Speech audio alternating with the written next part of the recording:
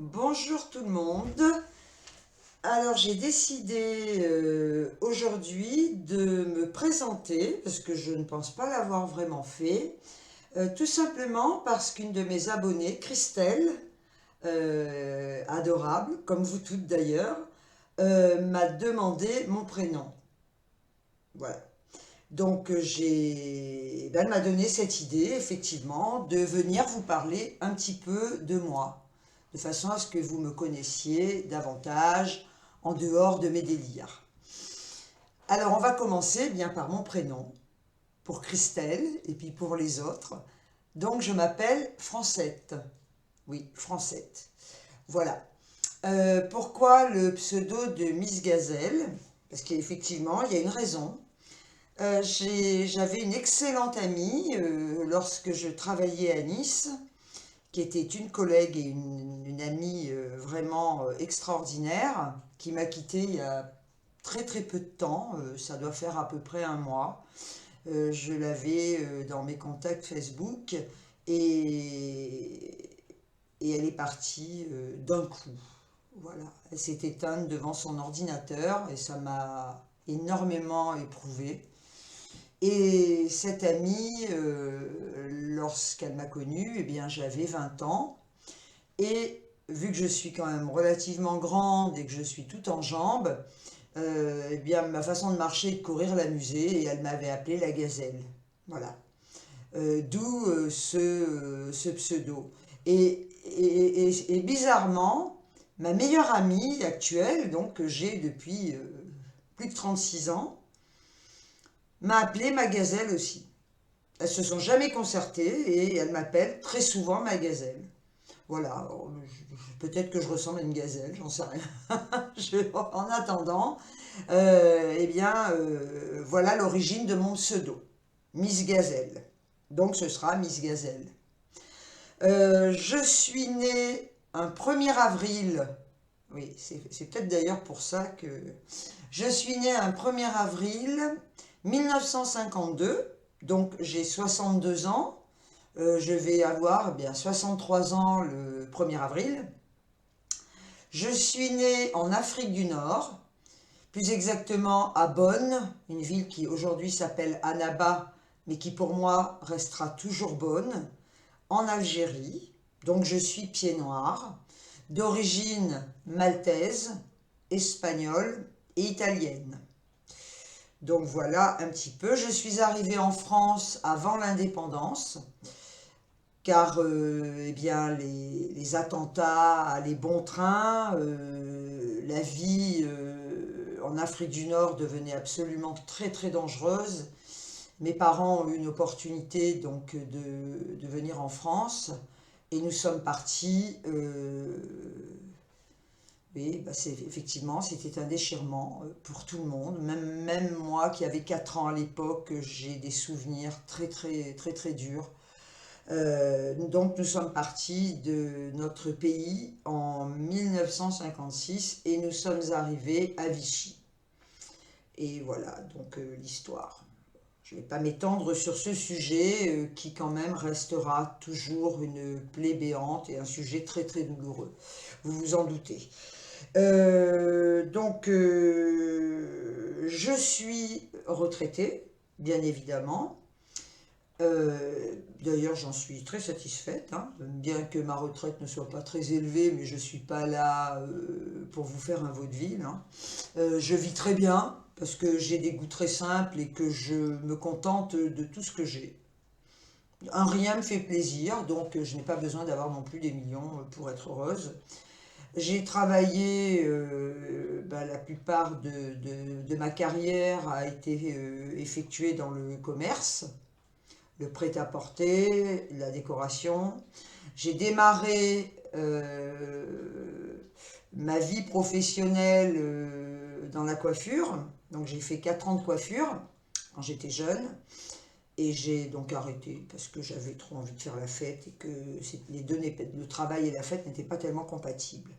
Donc j'ai travaillé dans la coiffure. J'ai travaillé également dans le milieu hospitalier, effectivement, rien à voir avec le commerce. J'ai travaillé 2 ans à l'Hôtel Dieu, donc près de chez moi, dans un service invalide.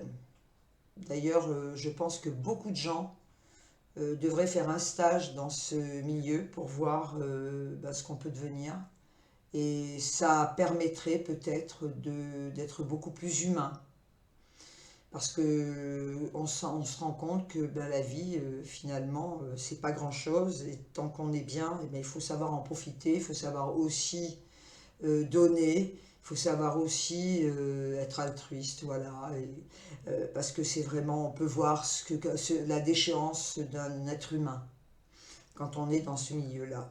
Donc j'ai fait cette expérience et j'en suis très fière et j'en suis vraiment, j'en ai retiré une très très grande leçon de ce travail. J'ai travaillé également dans une clinique privée, c'était en 1956 bien sûr, à 4 ans, bah oui. C'était en 1986. J'ai travaillé donc dans cette clinique privée en tant qu'aide-soignante parce qu'à l'époque, on ne demandait pas tous les diplômes qu'on vous demande maintenant. C'était surtout sur les compétences et je devais les avoir. Donc on m'a donné ma chance et j'ai été aide-soignante pendant 1 an.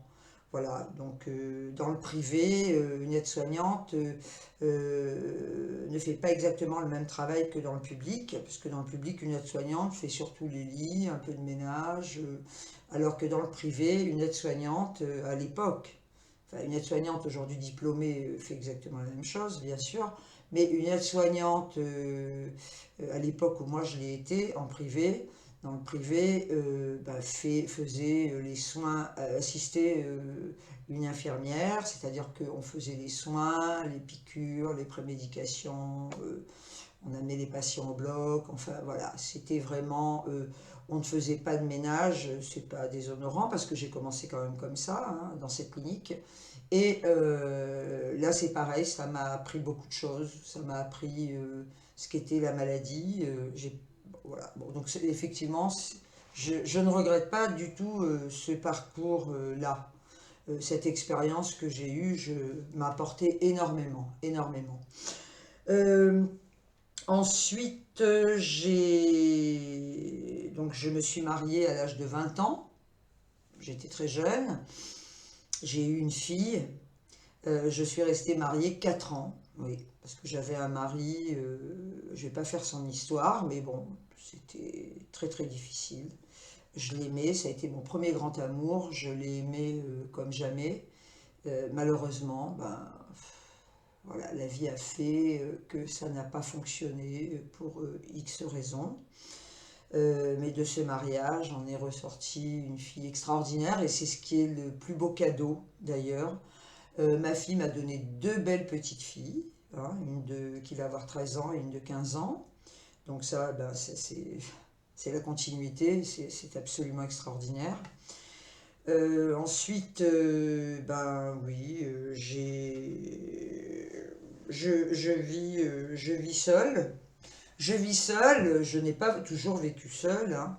Je vis seule depuis 1 an. Voilà, j'ai eu un compagnon pendant 2 ans, mais qui a été. Enfin, bon, je vais passer les détails. On va dire que ça ne s'est pas du tout bien passé, c'est pas du tout ce que j'attendais. Donc là, bien, je vis seule par choix. Ce n'est pas une fin en soi. Je ne suis pas hermétique. Je n'ai pas, sur le fond, si vous me posez la question, enfin je vais vous la donner, même si vous ne me la posez pas, je n'ai pas envie de finir mes jours toute seule. Voilà. J'y ai trouvé mon compte jusqu'à présent parce que je suis quelqu'un d'assez indépendant. J'aime pas le mot solitaire parce que solitaire c'est triste. J'aime bien faire ce que je veux quand je veux. J'ai pas envie de me prendre la tête. Donc si demain je dois rencontrer quelqu'un, ce que j'espère d'ailleurs un jour, parce que bon, la vie n'est pas terminée, eh bien j'espère que ce sera quelqu'un qui aura les mêmes affinités que moi et avec qui surtout je n'ai pas envie de me prendre la tête. Donc je voudrais quelqu'un, je chercherai quelqu'un de cool. Sinon, bien évidemment, je continuerai de rester toute seule. Je ne me mettrai pas avec une personne pour combler une solitude qui ne fait pas partie de ma vie, parce que, et d'une, je ne suis pas quelqu'un qui s'ennuie, je ne m'ennuie jamais. Je connais pas vraiment l'ennui. Donc, et je m'assume absolument toute seule. Donc, si j'ai quelqu'un, c'est une complémentarité et non par besoin pour avoir. J'ai un chien, donc à faire, voilà. Euh, autre chose, mes parents, ben, que j'adorais par-dessus tout, ben, m'ont quitté. Ouais, c'est la vie. Mon père est parti en premier. Il était malade, il avait un genre d'Alzheimer. Il a laissé un grand vide, très très grand vide, parce que tout ce que je suis, je le dois à mes parents. Mais mon père m'a appris énormément de choses. J'ai appris beaucoup de lui en l'observant. C'était quelqu'un qui savait tout faire, qui était un très très grand bricoleur, qui s'est construit tout seul, qui a démarré comme ouvrier dans une usine et qui a terminé comme chef du personnel dans la même usine. Quelqu'un d'intègre, de sérieux, enfin, c'est mon modèle. Je veux dire que, effectivement, quand on a eu un modèle comme ça dans sa vie, ben peut-être qu'on devient, on est beaucoup plus exigeant parce qu'on recherche toujours l'image du père dans l'homme qu'on aimerait rencontrer. Et l'image de mon père, à mes yeux, est tellement... la perfection n'existe pas, mais tellement intègre, tellement travailleur, tellement sensible, enfin des qualités énormes. Donc, bien oui, effectivement, quand il m'a quitté, ben, une partie de moi-même est partie avec lui. Et quant à ma petite maman adorée, elle m'a quitté l'année dernière. Et ça a été un déchirement absolu, total. Le cordon n'avait jamais été coupé. J'étais très très très proche de ma mère. Je l'appelais, on pouvait s'appeler 3, 4 fois par jour. Je lui racontais tout. Je l'appelais pour tout et n'importe quoi. Elle, pareil. On regardait une émission de télé, on s'appelait pour dire t'as vu, c'est rigolo, t'as vu celle-là. Voilà. Et ça a été comme ça tout le temps. Même quand j'étais en compagnie de personnes avec qui je vivais, j'ai toujours été très très proche de ma mère. Voilà, on était toujours en contact. Elle est décédée suite à une récidive de cancer. Et ces derniers instants ont été quand même, elle a beaucoup souffert les derniers moments. Et j'avoue que ça m'a... J'aurai toujours l'image de ces derniers instants gravée. Alors j'essaie de chasser un petit peu quand cette image apparaît, c'est pas facile. J'essaie de la chasser très vite et ma mère ben, me manque. Voilà. Là, c'est une immense partie de moi-même qui est partie avec elle. Elle me manque au quotidien, j'ai envie de la prendre dans mes bras, j'ai envie d'entendre sa voix, j'ai besoin de lui parler, et c'est très très dur. Mais je pense que je ne suis pas la seule dans ce cas-là. Tous ceux et celles qui ont perdu leurs parents, ou quelqu'un de proche, mais surtout des parents, ben ça fait un vide immense, c'est un gouffre. Donc, bien oui, elle me manque au quotidien. Mais que voulez-vous? La vie continue, ben, et d'une pour ses enfants, hein, parce que ses enfants c'est quand même sacré, ses petits-enfants qui arrivent derrière, mais voilà. Donc il ne se passe pas une journée sans que ma mère soit pas avec moi. Je lui parle, parce que je suis... alors je ne crois pas en Dieu, je suis athée, c'est vrai que je suis complètement athée. Ben, j'ai fait ma communion, hein, comme tout le monde, j'ai été baptisée, mais je ne crois pas en Dieu. Voilà. Quand je vois ce que les religions font faire au monde, quelque part, au moins quand on est athée, il y aura au moins pas de guerre de religion. Donc je suis athée, mais par contre je crois en beaucoup de choses. Je suis persuadée que ben, ils sont tous là autour de nous, ceux qui nous ont quittés. Et ça j'y crois fermement. Des fois j'ai des petites... je ne vais pas vous parler d'apparition, vous me prendrez pour une folle, c'est pas le cas d'ailleurs, j'ai pas d'apparition. Mais je ressens beaucoup de choses. Voilà, je ressens des présences, je ressens beaucoup de choses. Et puis j'ai comme l'impression, depuis toujours d'ailleurs, d'avoir des petites protections là-haut. Voilà. Donc ça, ben, c'est fait. Ce que m'a apporté par contre le départ de ma petite mère adorée, c'est quelque chose de très fort. J'avais très peur de la mort, c'était obsessionnel, j'étais mais terrifiée, terrifiée par la mort. J'avais qu'une peur, c'était de mourir. Depuis toute petite d'ailleurs, hein, depuis toute petite, j'avais très peur de mourir. Du jour où mon père est parti, ben, bon, je ne peux pas dire que ça m'ait fait un électrochoc, mais le jour où ma mère est partie, la peur de la mort est partie avec elle. C'est-à-dire que j'ai pas envie de mourir parce que je veux pour ma fille, hein, parce que elle serait complètement déchirée. Et bon, bah ça de toute façon c'est écrit, hein, voilà, chacun part à un moment donné.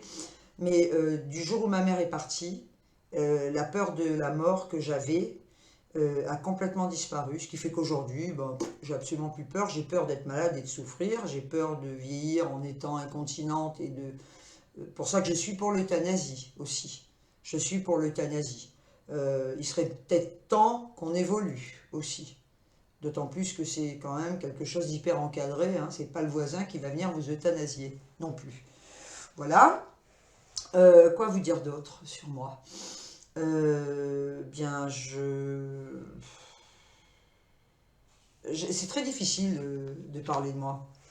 J'aime pas trop. J'aime pas comme ça déballer, ça fait la fille qui déballe sa vie, puis après tout, il y a peut-être qui s'en fiche complètement. Je suis quelqu'un de très sensible. Bon, bah, comme vous avez pu le voir, j'adore rigoler, mais à la base, ça cache une sensibilité exacerbée. Je peux aussi bien rire que pleurer pour beaucoup de choses. Voilà. J'aime les gens entiers. J'aime les gens entiers, je déteste l'hypocrisie. Euh, je suis donc, ben oui, comme je vous disais tout à l'heure, je suis pied noir. Donc je suis une déracinée, je serai jusqu'à la fin de mes jours. J'ai vécu à Nice pendant 4 ans. J'étais vraiment là, je me sentais très très à l'aise dans mon élément. C'était la Méditerranée, donc voilà. Je suis revenue à Vichy pour des raisons familiales, parce que je ne pouvais pas.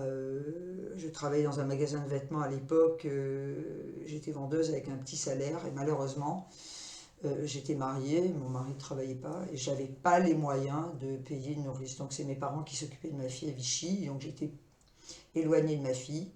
Et donc, quand je me suis séparée de mon mari, je suis revenue à Vichy pour pouvoir m'occuper de ma fille. Voilà, donc ça a été des moments aussi qui n'étaient pas faciles. J'ai habité également dans les Hautes-Alpes. J'ai habité également à Fréjus-Plage, Saint-Raphaël.